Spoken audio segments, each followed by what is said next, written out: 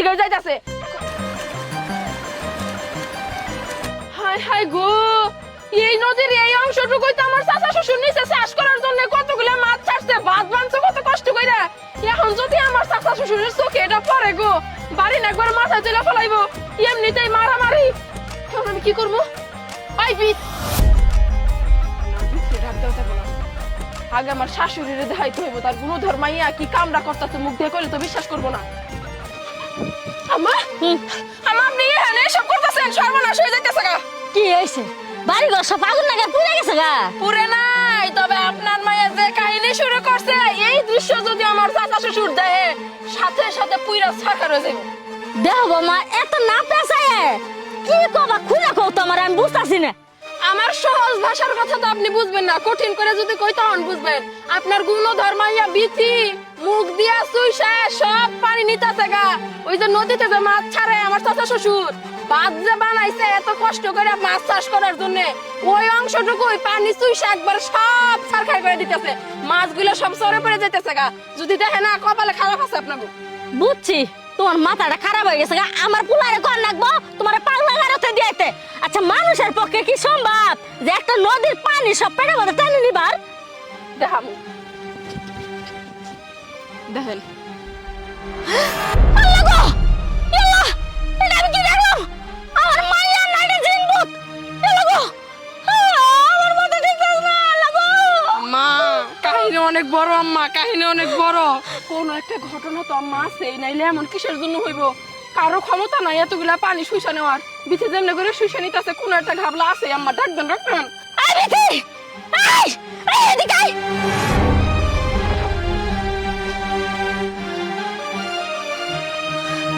কি হইছে? এমন করে ডাকতেছো কেন? এই তুই কেডা? আমি কেডা মানে দেহ হোসেন ভাবি, আমি এই জায়গায় জনজান্ত মানুষ খাড়াই আছি, কই তুই কেডা? খবরদার, খবরদার কইতাছি, মিথ্যা কথা কইবেন, আমরা কিন্তু চোখ দিয়ে সবকিছু দেখছি। তুমি মানুষ হইয়া এত বড় একটা নদী, এই নদীর সব পানি শুইসা নিতাছ, মাছগুলা সরে পইরা ছটফট করতেছে, তুমি জানো না?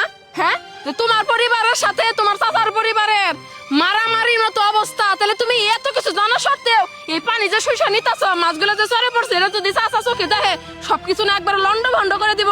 তুমি কি জন্য এরকম করতেছ? কোন মানুষের পক্ষে তো সম্ভব না এতগুলা পানি শুইসা নেওয়ার। তুমি কি, তোমার কিসে ধরছে? হ ঠিকই কইছো, কোনো মানুষের পক্ষে এই কাজ করা সম্ভব না। আমি হইলাম জলপাটা, আমি তোর ননদের উপর ভর করছি, তোর ননদকে আমি ছাড়বো না। আমার জিদ রাগ ক্ষোভে আমি এই কাজ করছি, কারণ আমি কারো সুখ সহ্য করতে পারি না। তোরা তোর চাচা শ্বশুরকের সাথে ভালো সম্পর্ক হয়ে আছে, কোনো ঝগড়াঝাটি লাগতেছে না অনেকদিন যাবত। এর লেগে আমি সব পানি শুইসা খায় ফেলাইছি, যাতে করে মাছগুলা মরা যায়, যাতে তোর সাথে ঝগড়া লাগে। বুঝতে পারছিস, যেমন করে ভর করছো তেমন করে ভালোই ভালোই কইতাছি, চলে যাও, আমার ননদের পিছু ছাইড়া দাও।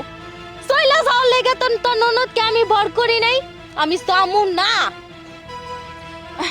আচ্ছা ঠিক আছে বিথি, তুই বাড়িতে যা, সমস্যা নাই। ঠিক আছে ভাবি। ও মায়েরা কি করলা, বাড়ি পড়াই লাগে। আমার মায়েরা যদি না ছাড়ে ধরে বিয়ে দিম কেমনে? আমা মাথা ঠান্ডা রাখেন, বিপদের সময় মাথা এলোমেলো করা যায় না, মাথা ঠান্ডা রেখে সবকিছু করতে হইব। আচ্ছা মা, এই জল পাঠা যে জিনিসটা, এটা কি দেখে ভয় পায় বা কি দিয়ে ওরা ঘায়েল করা যাবো? ও মা, আমি তো শুনছি জল পাঠা এক ধরনের জিন, ওরা মরিচ পুরা দিলে না ভয় পায়। ও বুঝতে পারছি আম্মা, আমি বুদ্ধি পাইয়া গেছি, আর কিছু কইতে হইব না।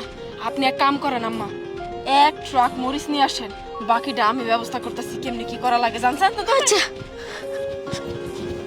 কই নিয়ে গেছো ভাবি? আহা, তুমি এত অস্থির হইতাছো কেন? আমি তো তোমারে কোনোদিন কোনো কিছু গিফট করি নাই, আজকে আমি ভাবলাম আমার নন্দের কিছু একটা গিফট করি, তোমার জন্য একটা গিফট আছে, ওই গিফট দেখানোর জন্য যাইতাছি গো। ও মা, তাই তাই তো কই, আজকে গিফট কি মনে করে? আসো আম্মা, আসলে দেখতে পারবা। কিন্তু এই তো আম্মা, বাবা আমি আই পড়ছি, আমার গিফট কো? কি ব্যাপার আম্মা, আপনি একলাকে? জিনিস কই? আছে আছে, ওই দেখো একটা বড়া। একবারে মন মতো হয়েছে মরিচ গুলা, কিন্তু আম্মা মরিচের মধ্যে তো আগুন দিতে হইব, আগুন আগুন। আগুনও দিয়ে রাখছি আমি একটু না। ওই তো মরিচের মধ্যে আগুন ধরছে, কি সুন্দর মরিচের ঝাঁঝালো, নাকে ধরছে। মুসপুরা মানে মুসপুরা বন্ধ করো। ও মরিচ পুরা বন্ধ করবো কেন? ভিতরের জল পাঠাটা কি উকি দিতে আমু বিথি তোমার কি বেশি খারাপ লাগতেছে? তোমার কি হাসপাতালে নিয়ে যেতে হইব নাকি? ঠিক আছে ভাবি আমি কিছু বুঝতেছি না, আমার মাথা ঘুরাইতেছে। আচ্ছা ঠিক আছে, তুমি বাড়িতে যাও, বাড়িতে যাও, বিশ্রাম করো, আমরা আসতেছি। আমার গেছে গা, দেখছেন কেমন ঝাঁকি দিয়ে উঠলো। আমি বুঝতে পারছি তোমার মাথায় অনেক বুদ্ধি। তুমি কিভাবে আমার মায়ের জীবনটা বাঁচাইলা, তোমার কি কয় ধন্যবাদ দিম বাবা। আমারও ধন্যবাদ দিতে হইব না, আগে চলেন বাড়িতে যাই, দেখি ওর কি অবস্থা।